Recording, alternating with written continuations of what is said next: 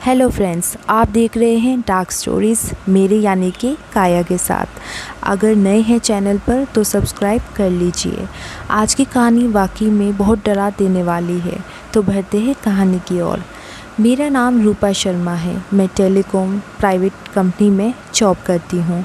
जब मैं जॉब पर नई थी तो हमारे साथ एक डरा देने वाली घटना हुई, जिसकी वजह से आज भी हम रात को अकेले सफ़र नहीं करते।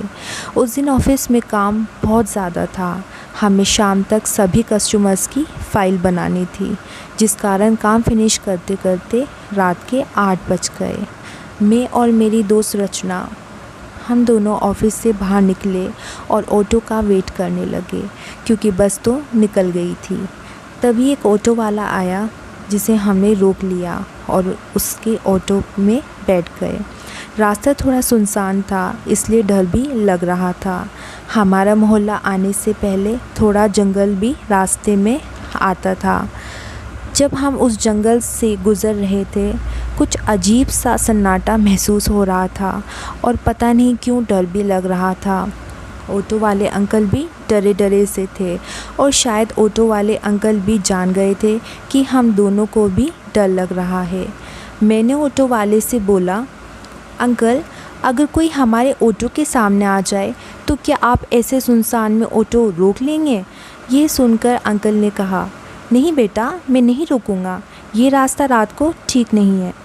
बात करते करते तभी अचानक से कोई भारी चीज़ हमारे ऑटो की छत पर गिरी, जिसकी वजह से बहुत तेज़ आवाज़ आई, पर ऑटो वाले ने ऑटो नहीं रोका। हम दोनों भी डर गए थे, ये सोचकर कि पता नहीं ऑटो की छत पर क्या है। तभी अचानक ऑटो में से कुछ अजीब सी आवाज़ आने लगी, मानो ऑटो का पहिया निकलने वाला हो। ऑटो वाले ने घबराकर ऑटो रोक दिया, वरना एक्सीडेंट हो जाता। ऑटो रोकने के बाद अंकल ऑटो से बाहर निकले, पीछे वाला पहिया देखने के लिए। जैसे ही वे पीछे गए, उनके चीखने की आवाज़ आई। उनकी आवाज़ सुनकर हमारे रोंगटे भी खड़े हो गए। एक तो वह भयानक जंगल और फिर ये दिल दहलाने वाली चीख।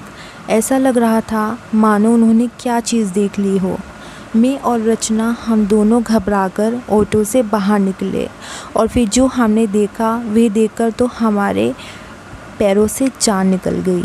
हमने देखा ऑटो की छत पर एक अजीब सी औरत बैठी है, जिसकी नाक बहुत लंबी थी और सफ़ेद आंखें, और उसके हाथों में एक मरा हुआ कुत्ता, जिसका वो खून पी रही थी।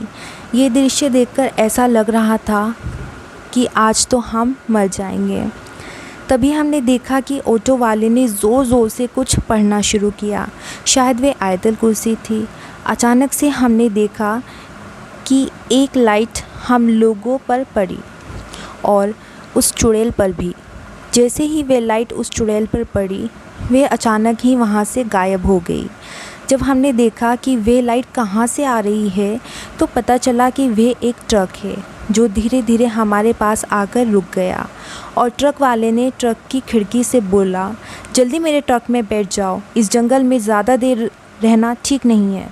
मैं और रचना और ऑटो वाला, हम तीनों जल्दी से ट्रक में बैठ गए। हमने वे सारी घटना ट्रक वाले को बताई। हमारी बातें सुनकर ट्रक वाले ने बोला कि मैं सब जानता हूँ, मैंने खुद सब अपनी आँखों से देखा है।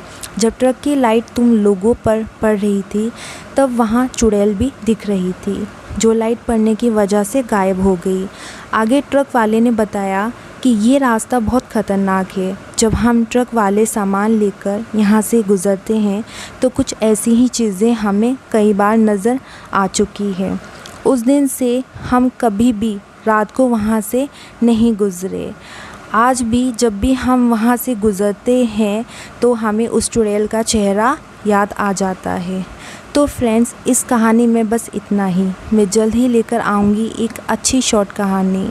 तब तक अपना ख्याल रखिए। मिलते हैं नेक्स्ट एपिसोड में।